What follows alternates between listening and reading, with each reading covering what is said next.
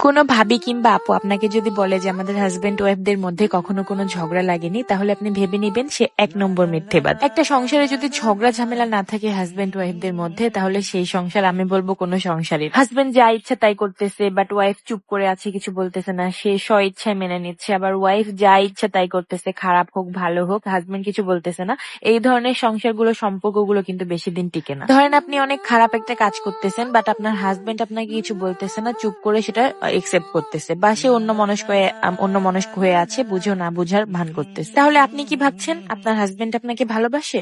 একদমই। সে যদি সত্যি আপনাকে ভালোবেসে থাকতো, অবশ্যই আপনাকে সেই বাজে কাজ থেকে বিরত রাখার চেষ্টা করতো, সেটা যেভাবেই হোক। তো আমি আমার এই কথাগুলোর মাধ্যমে এটাই বোঝানোর চেষ্টা করেছি যে হাজবেন্ড ওয়াইফদের মধ্যে ঝগড়া লাগলেই যে সেই হাজবেন্ড ওয়াইফের মধ্যে ভালোবাসা নেই, বিষয়টা কিন্তু এরকম। আবার একই ভাবে তাদের দুজনের মধ্যে অনেক মিল, তারা কখনো ঝগড়া ঝামেলাই করে না, তারা মানে এমন ভাবে চলে যে তাদের মধ্যে কোনোদিন কিছু হয় না, এরকমটা হলেও যে তারা দুজন দুজনকে অনেকটা বেশি ভালোবাসে, বিষয়টা কিন্তু এরকমও না।